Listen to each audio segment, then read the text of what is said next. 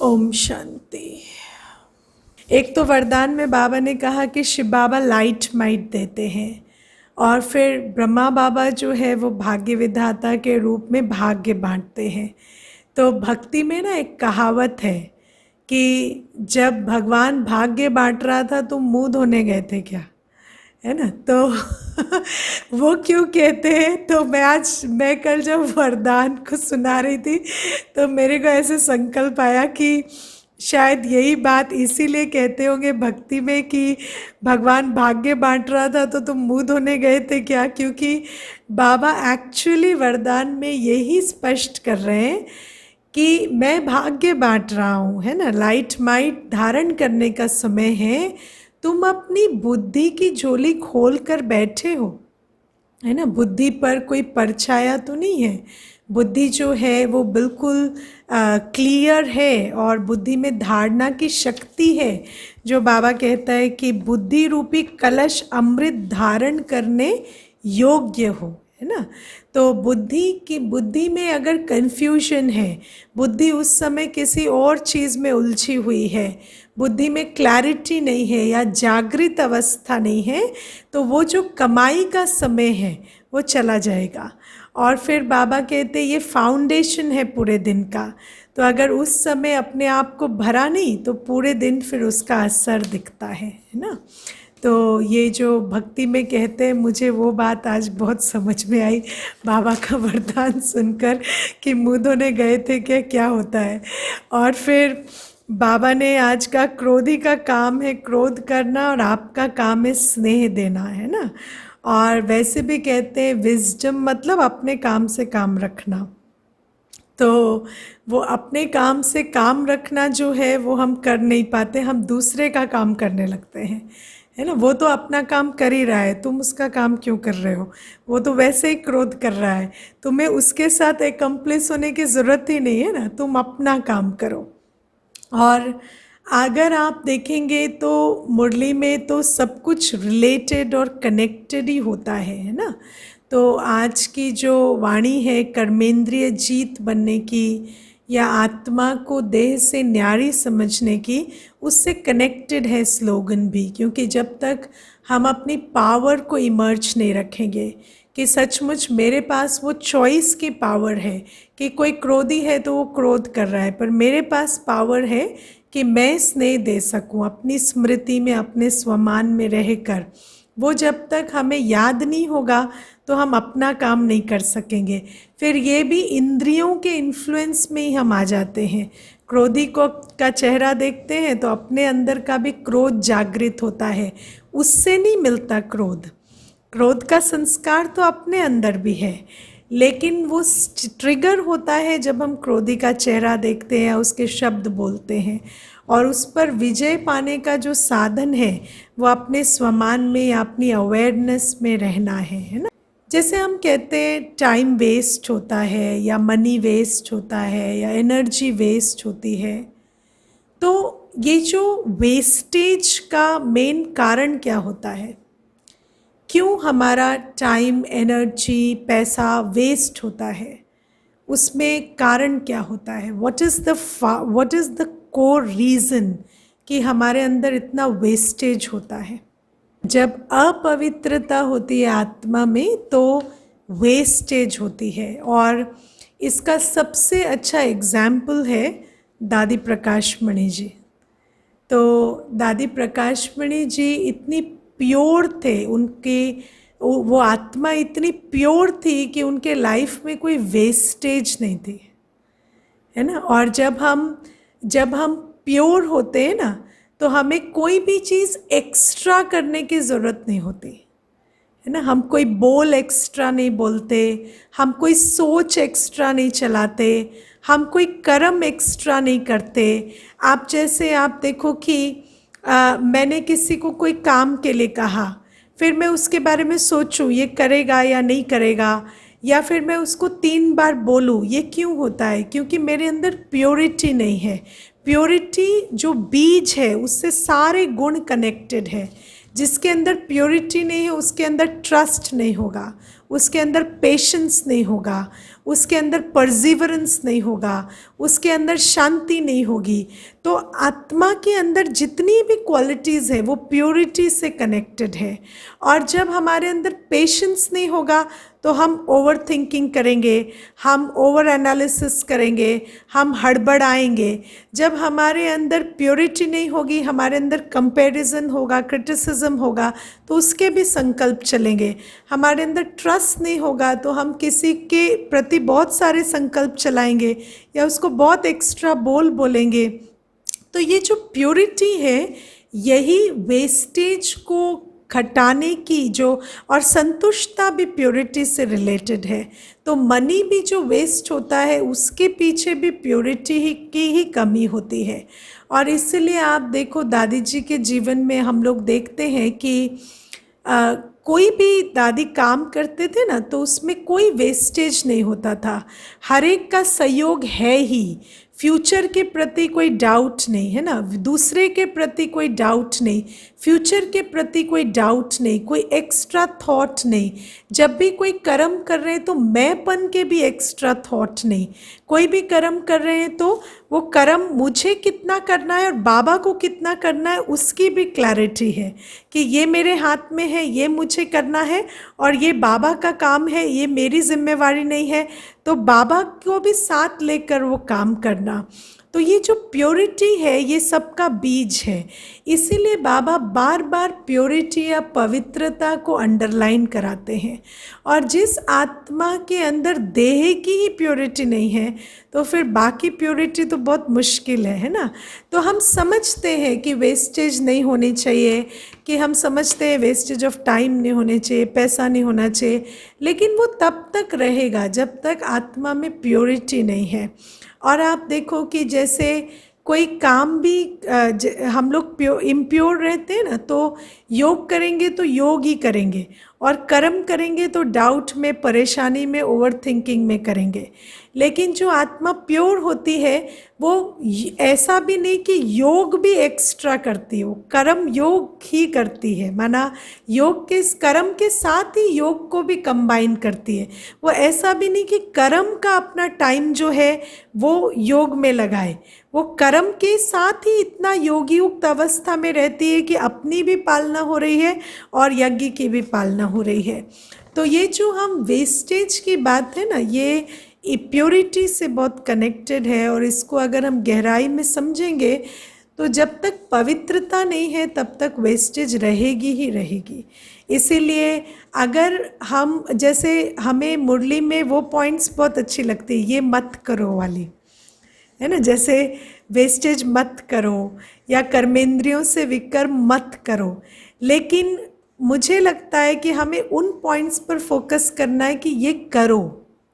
वो जो मत करो वाली पॉइंट्स हैं वो तो जांच के लिए है, क्योंकि वो साइंस हैं, वो सिग्नल्स हैं, वो निशानियां हैं, वो इंडिकेटर्स हैं कि जो हमें करना चाहिए वो हम नहीं कर रहे, इसीलिए जो नहीं करना चाहिए वो हो रहा है। तो वो तो चेकिंग की पॉइंट्स हैं। लेकिन चेकिंग करने से फिर चेंज, लेकिन जहाँ पर चेकिंग करते वहाँ चेंज नहीं करना होता, चेंज उन चीज़ों में करना होता है जो दूसरी बातें बाबा कहते हैं, जैसे कि पवित्रता की धारणा करो या योग का चार्ट पढ़ाओ। अब योग के चार्ट, फिर बाबा कहते श्रेष्ठ कर्म करो। ये भी बहुत इम्पॉर्टेंट है, क्योंकि जब तक हम बैठे योग कर रहे हैं, लेकिन योग क्यों कर रहे हैं? ताकि हम जब कर्म करें तो उस कर्म की एनर्जी अलग हो। कई बार हम सिर्फ योग को भी एक एस्केपिज्म का बहाना बना लेते हैं कि मैं 3 घंटा योग कर रहा हूँ, 4 घंटा योग कर रहा हूँ। हाँ, किसने किया 3-4 घंटे योग? आपने कभी बाबा को देखा कि उन्होंने सेवा नहीं की, योग ही करते रहे? या मम्मा को देखा या दादी को देखा? ऐसा तो कोई भी नहीं है कि बैठ कर ही योग करे ही जा रहे हैं। ऐसा कभी नहीं हुआ यज्ञ में। यज्ञ में तो हमेशा यज्ञ सेवा और योग युक्त स्थिति ये साथ साथ चले। तो फिर हम ऐसा क्यों सोचते हैं कि बैठ के योग करते रहना है।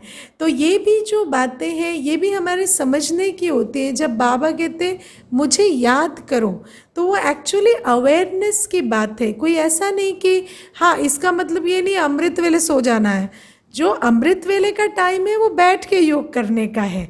बाकी टाइम जो है वो कर्म योग करने का है, या यज्ञ सेवा में योग युक्त अवस्था में रहने का टाइम है। तो जो जिस समय जो प्रक्रिया से हमें चलना है वो करना चाहिए, है ना। मुझे याद है एक बड़ी दीदी के मुख से मैंने एक बार सुना कि हमने कभी बैठकर योग नहीं किया, हमने तो सेवा करते हुए भी योग किया हमेशा। तो ये जो बातें हैं ये हर बड़े के जीवन में आप देखेंगे कि कोई बैठकर योग नहीं करते। देखो योग युक्त अवस्था में कर्म करना क्या होता है, उसकी एक निशानी मैं आज आपको बताती हूँ।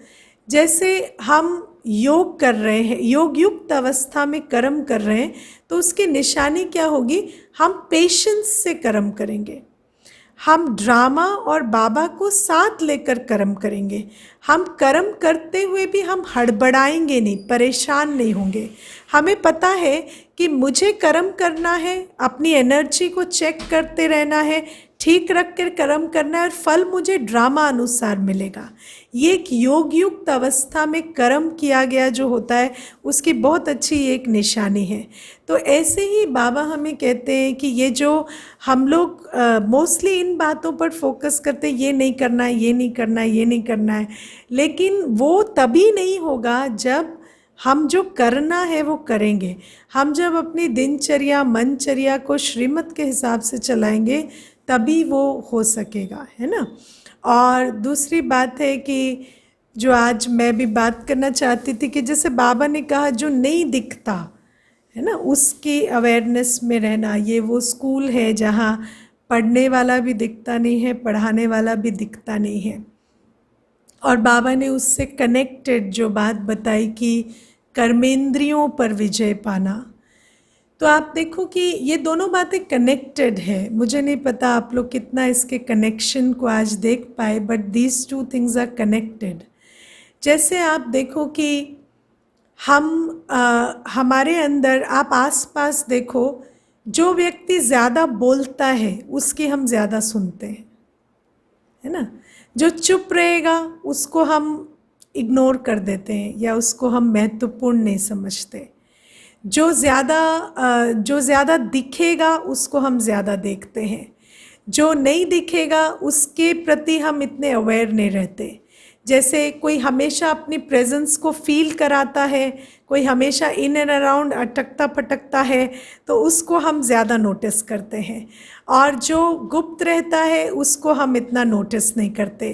कई बार तो हम इतना भी कह देंगे कि ये तो गूंगा है, ये तो कभी कुछ कहता ही नहीं है, या इसको तो पता नहीं इसको कुछ कहना आता भी है या नहीं। तो ये बातें क्यों होती है, ये सब बॉडी कॉन्शियस ट्रीटमेंट है, क्योंकि हम अपनी इंद्रियों से इतने अटैच्ड हैं कि जो दिखता है, सुनता है, जो महसूस होता है वही रियलिटी है मेरे लिए, और मैं उसी की अवेयरनेस में ज़्यादा रहती हूँ, है ना। जैसे कहते हैं out of site is out of mind, है ना। तो ये जो फ्रेज़ भी दुनिया में कहते हैं इसका भी आधार यही है कि जो दिखता है उसी का महत्व है, वही रियल है, और जो नहीं दिखता नहीं सुनता उसको हम एग्जिस्ट भी करता है या नहीं वो भी डाउट में रहते हैं। तो आप सोचो कि जब हमारा इंद्रियों का ये हाल है तब जो बिल्कुल दिखता ही नहीं है है ना, जो हम आत्मा दिखती नहीं है, जो बाबा दिखता ही नहीं है, जो इन आँखों से परसीवेबल ही नहीं है, उसको हम कितना याद रखते होंगे, है ना। तो ये जो हमारा इंद्रियों के साथ अटैचमेंट है, तो एक आज के समय में आत्मा की जो रियलिटी है वो ये है कि हमारा मन हमारी इंद्रियों से बहुत जुड़ा हुआ है, और जैसे ही हम कोई चीज़ देखते हैं तो सीधा मन में प्रोजेक्ट हो जाएगी। जैसे ही हम कोई चीज़ सुनेंगे तो सीधा मन में उसके लिए संकल्प और फीलिंग्स जो है वो जन्म लेने लगेंगे। तो हमारा मन हमारी इंद्रियों से बहुत ज़्यादा अटैच्ड है, और बुद्धि जो है उससे तो हमने काम लिया ही नहीं, इतने 2500 वर्ष हो गए, और बुद्धि से या अवेयरनेस से हम काम नहीं लेते। हम इन आँखों से देखते हैं, कानों से सुनते हैं, और हमें ये जो बुद्धि की अवेयरनेस से काम लेना, इसकी तो आदत रही नहीं। तो बेसिकली अगर आप पूरे ज्ञान को सुने और ज्ञान को समझें तो उसका सार यही है कि एक तो ये बात है कि जो दिखता सुनता नहीं है वो सत्य है, और जो दिखता सुनता है वो असत्य है, माना विनाशी है, परिवर्तनशील है। तो हम मन से बुद्धि की तरफ शिफ्ट हो, माना मन में जो फीलिंग्स आ रही हैं, जिसका सोर्स जो आँखों से दिखाई दे रहा है, कानों से सुनाई दे रहा है, उस पर हमारी बुद्धि या अवेयरनेस प्रभावी हो। यही ज्ञान की पूरी जो शिक्षा है या मंजिल है वो यही है। और वास्तव में देखा जाए तो ऐसा ये कोई नई बात नहीं है कि हम आत्मा हैं। हम हैं ही आत्मा। जब हम नहीं भी जानते थे तब भी हम आत्मा ही थे, है ना। हम आत्मा ही है, हमेशा से आत्मा है। बाबा हमेशा से मेरे साथ है। कोई ऐसी बात नहीं है कि आज बाबा मेरे साथ है, पर ये जो सारा मैं आत्मा हूँ और बाबा मेरे साथ है, इसको याद रखना, यही सारी मंजिल है। इसीलिए बाबा कहते हैं ना, सारा जो खेल है वो स्मृति विस्मृति का है, और तुमने एक ही भूल की है कि तुम भूल गए हो। तो इसीलिए आज आप देखो, हमारे जो हमने आँख से सुना, आँख से देखा, कान से सुना, उसके आधार से हमारी एक सेल्फ इमेज भी है। हम अपनी मेमोरी के आधार से चलते हैं। जैसे मैंने तो 5 साल पहले ये पाप किया था, या मैंने तो उसको ऐसी बात कह दी थी, या मेरे से तो ये भी कर्म हुआ था, तो मैं तो पुण्य आत्मा नहीं हूँ, मैं तो पापी हूँ, या मैं साधारण हूँ, या मैं ऑर्डिनरी हूँ, या मैं तो वशीभूत आत्मा हूँ।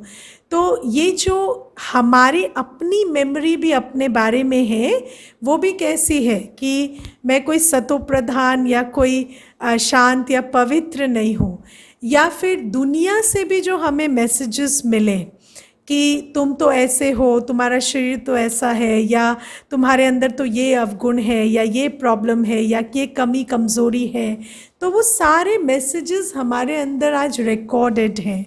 तो हमारे अंदर अपने बारे में भी जो स्मृति है, जिसका आधार जो हमने देखा सुना, वही तो हमारी कंडीशनिंग है ना अपने बारे में।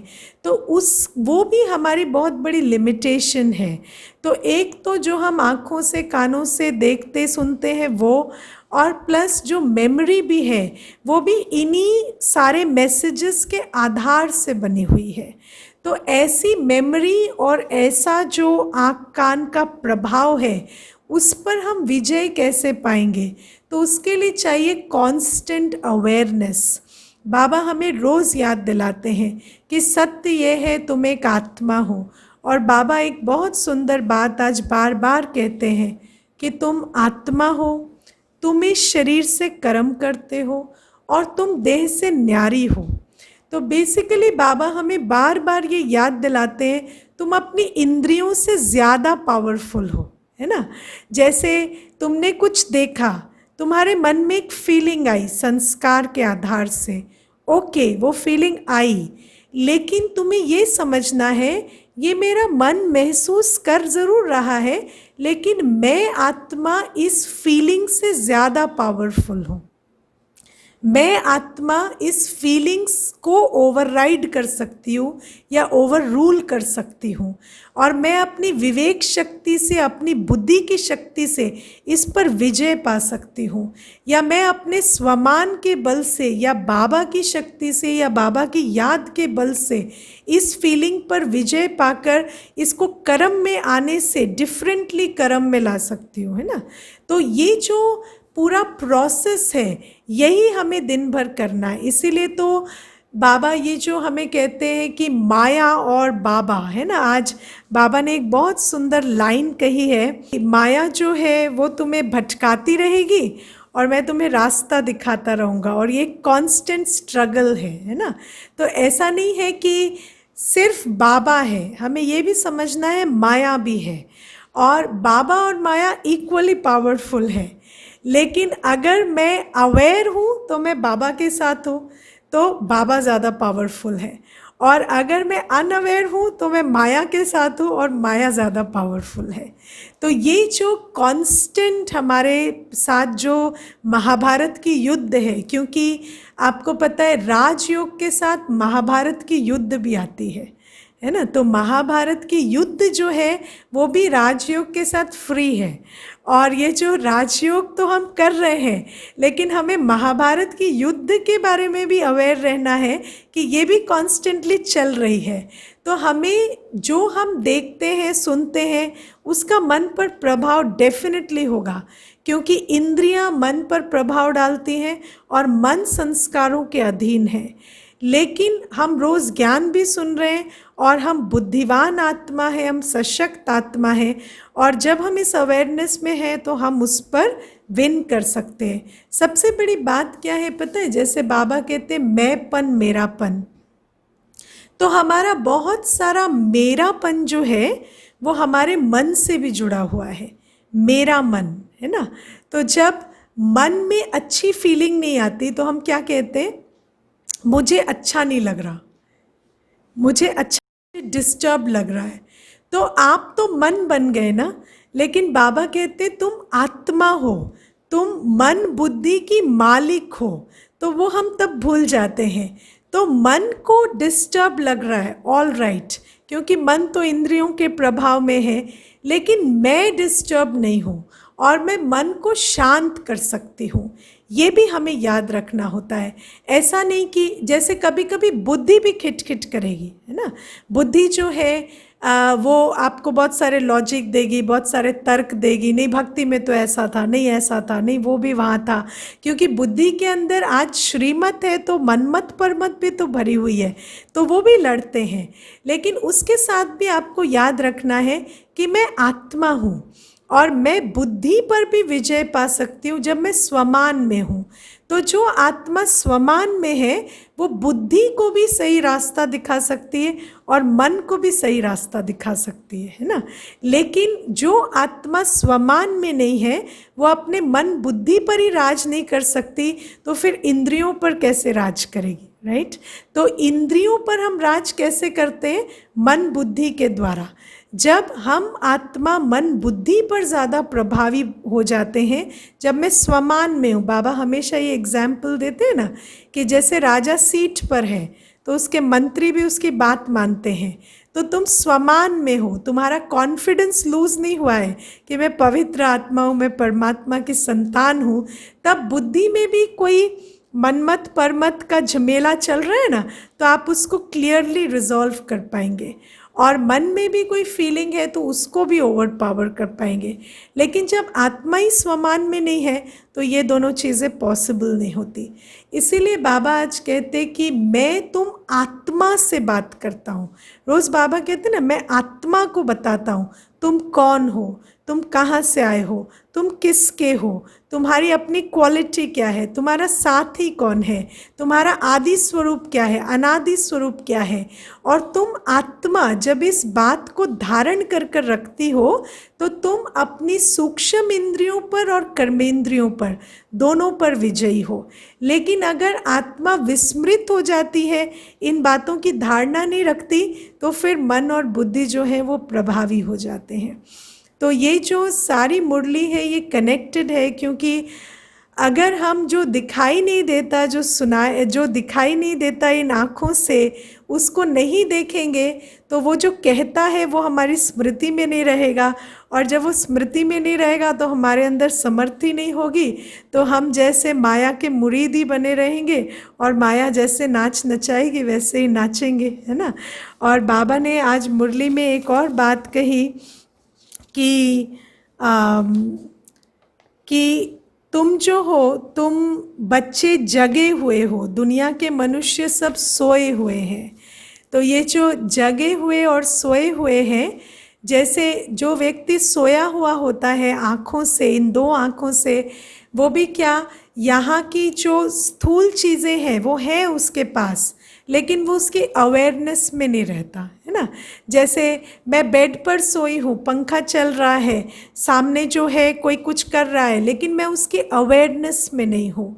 तो वैसे ही जो आत्मा है वो जब सोई होती है तो आत्मा है, परमात्मा है, ड्रामा कल्याणकारी है, पर वो उसके अवेयरनेस में नहीं रहती। लेकिन जब हम आत्मा जाग जाते हैं तो हम इन बातों की अवेयरनेस में हैं, और अवेयरनेस ही सब कुछ है, क्योंकि वास्तव में ये चीज़ें दिखाई सुनाई नहीं देती। और याद करना मतलब इनको स्मृति में लाना, जो दिखाई नहीं देता, जो वैसे फिजिकली परसीवेबल नहीं है, उसकी स्मृति में रहना, यही है अवेयरनेस या यही है याद। और जितना याद का बल रहता है उतना हम माया पर विजय पाते हैं। ओके, तो और कुछ प्रश्न यहाँ किसी किसी ने लिखे हैं तो वो भी मैं ले लेती हूँ। Why is winning over sense organs of body so important? हाँ, ये तो समझ में आ गया शायद, है ना।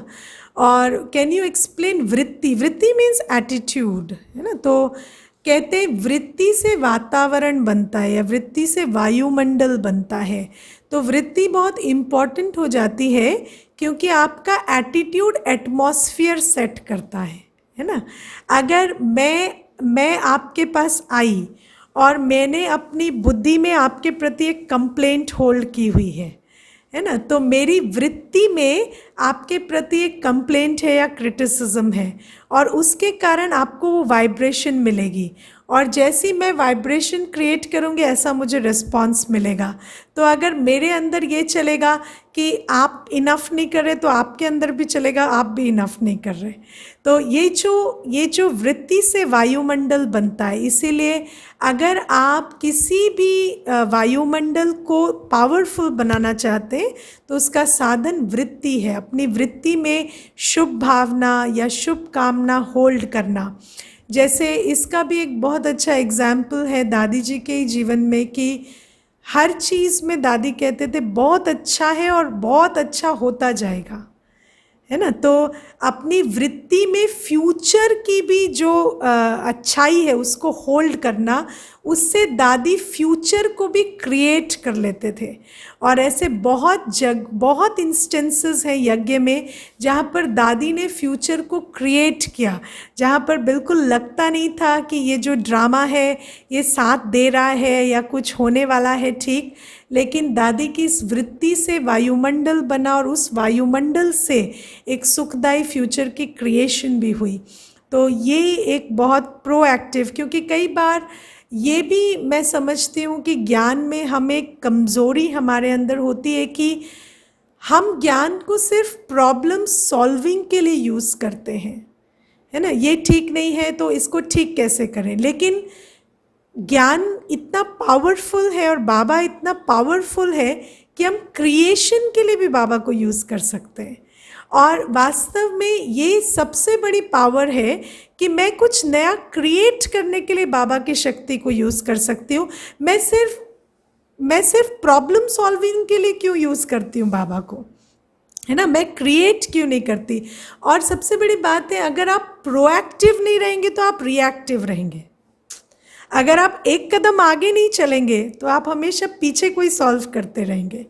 तो बाबा को ठीक से यूज़ करना, कई बार बाबा कहते हैं ना मेरे बच्चे मुझे ठीक से यूज़ नहीं करते तो बाबा को यूज़ करते तो हम क्रिएट कर सकते हैं। तो हम सिर्फ प्रॉब्लम सॉल्विंग क्यों करते हैं बाबा के साथ। तो ये भी एक बहुत बड़ी जो बात है, वृत्ति से ये भी पॉसिबल होता है। ओके, बाबा ने कहा तुम्हें सिर्फ ज्ञान में ही बिजी रहना है। ज्ञान में मतलब अवेयरनेस में, हमेशा अपनी जो अटेंशन है वो अपनी अवेयरनेस पे, एक नज़र हमेशा अपनी अवेयरनेस पर, बाकी हाथों से काम करते रहना है। ज्ञान मतलब कोई ज्ञान सुनते नहीं रहना है। ज्ञान मतलब ज्ञान के 4 सब्जेक्ट है ना, ज्ञान योग धारणा सेवा। ओके, अच्छा, और I personally feel very strongly that we have to work against our conditioning and redefine social and familiar roles, right? In addition to what you have said, we are connected with Baba, there won't be wastage. No, you can't assume it, you have to check it कि wastage है या नहीं. और कई बार ये भी एक हम भ्रम पाल लेते हैं कि हमारे जीवन में वेस्टेज नहीं है. तो बाबा बैठा है, लेकिन बाबा को हम काम में लगाएंगे तभी हमारे जीवन में वेस्टेज नहीं होगी, क्योंकि बाबा कहते हैं कि मैं तुम्हें रास्ता बताता हूँ, कर्म तुम्हें करना है. कई बार हम ये अज्यूम कर लेते हैं कि बाबा है तो बाबा काम भी कर रहा है. तो हमें चेक करना होता है कि हम श्रीमत पर चल रहे हैं, तभी वेस्टेज नहीं होगी. Okay okay. और I want to share something. अच्छे, हम बैलेंस कैसे बना सकते हैं इन केसेस कि हम लोगों से कितनी बात करनी है ताकि हम उनको ज्ञान भी थोड़ा बता सकें, और हम कनेक्टेड नहीं रहेंगे तो वो हमको नहीं सुनेंगे क्या. ओके. संबंध के बारे में ये प्रश्न है कि हम संबंध ऐसे कैसा बनाएं कि वो डोर बनी भी रहे और प्लस हम व्यर्थ में भी ना जाएं, है ना. तो इसमें जो सबसे बड़ी बात होती है वो अपने को बनाने की होती है. मैं ऐसा समझती हूँ कि सामने वाला आपसे कैसे रिलेट करेगा ये बहुत हद तक आप तय करते हैं, है ना.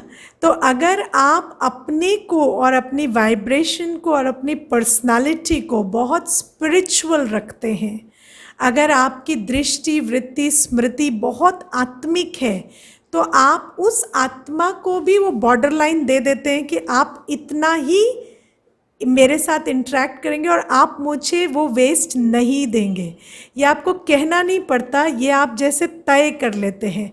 मैं आपको एक बहुत इंटरेस्टिंग एग्जाम्पल बताती हूँ.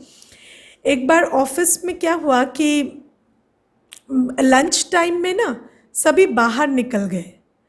तो मोस्टली तो सब वही लंच करते थे, तो सभी के सभी बाहर निकल गए. तो जब वो वापस आए तो मेरे को आया कि ये कहाँ चले गए थे, 45 मिनट आधा घंटा कोई दिखे ही नहीं. तो मैंने कहा आप लोग कहाँ चले गए थे. तो सब मुस्कुराए थोड़ा और बोले कि एक्चुअली आज ना हम नॉनवेज खा रहे थे, तो हमें लगा कि हम इस कमरे में नहीं खाते हैं. तो ये मैंने कभी उनको नहीं कहा. इनफैक्ट वो कभी मुझे पूछते भी तो हम यही कहते कि ऐसी कोई बात नहीं है, वो आपकी चॉइस है, आप जो करना चाहें आप कर सकते हैं. लेकिन आप जिस तरह से अपने आप को कैरी करते हैं अपनी वृत्ति में, दृष्टि में, स्मृति में, उससे आप बहुत कुछ कम्युनिकेट कर सकते हैं. और जब आप अपने को उस तरह से रखते हैं तो सामने वाला भी आपको उस संबंध से देखने लगता है. मैं आपको बताऊं, मेरे वो फ्रेंड्स जो मुझे नाम से बुलाते थे वो अपने आप मुझे दीदी बोलने लगे. और वो कोई ऐसे कोई ताना मार कर नहीं या वैसे नहीं, उनको नाम लिया ही नहीं गया. कुछ समय के बाद वो वैसे ही, मतलब उनको ऐसा लगता कि हम नाम से कहें ये बड़ा इनअप्रोप्रिएट लगता है. मैंने एक दो बार टोका भी. मैंने कहा आप तो नाम से बुलाते थे, आपको क्या हो गया. तो बोलते नहीं ठीक है, कोई सुनता भी है तो कहता है ये कितने बदतमीज़ है कि ये इनको नाम से बुलाते. तो सभी दीदी कहते हैं तो हम भी दीदी ही कहते हैं. तो ये जो बातें हैं ना, आप सेट कर सकते हैं. You are the remote control, इसको आप कभी भूलिए नहीं. और जैसे मैं आपको ब्रह्मा बाबा की जीवन में भी एक बात बताती हूँ कि जब जो यशोदा माता थी, उन्होंने, जो ब्रह्मा बाबा की युगल थी यशोदा माता, उन्होंने जब एक बार कहा कि मुझे ऐसा दिल होता है कि जैसे पहले मैं आपको टीका कर कर और पाँव धोकर बाहर भेजती थी, ऐसे वो जो पत्नी वाला भाव से वैसे मैं करूं. तो बाबा ने फट से कहा कि अच्छा, बाबा पुरुषार्थ कर रहा है.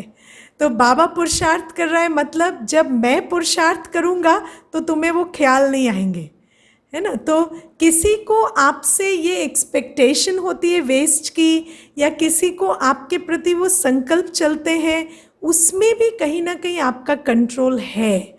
और वो बात अलग है कि कुछ आत्माओं के अंदर वो सीमा नहीं होती, तो मैं नहीं समझती हूँ ब्राह्मण जीवन में हमारा ऐसी आत्माओं से कोई डीलिंग होती है। हमारे जीवन में जो आत्माएं होती हैं वो कुछ हद तक सेंसिबल होती हैं और उनको आप कन्वे कर सकते हैं। ओके। और what time is good for Amrit Vela if eyes open around 2? eyes open around 2, so you can sit for some time, but Amrit Vela का recommended time 4 to 4:45 है। और ऐसा नहीं है, अगर आपकी नींद खुल गई तो आप उठ भी सकते हैं। दीदी वृत्ति मतलब बिलीफ सिस्टम नहीं, एटीट्यूड। वृत्ति मतलब जैसे आप किसको किस नज़रिए से देखते हैं, है ना। नज़रिया वैसे तो दृष्टि होती है, लेकिन वृत्ति मतलब एटीट्यूड, मेरा उनके प्रति भाव क्या है, वो भाव जो है वो वृत्ति है।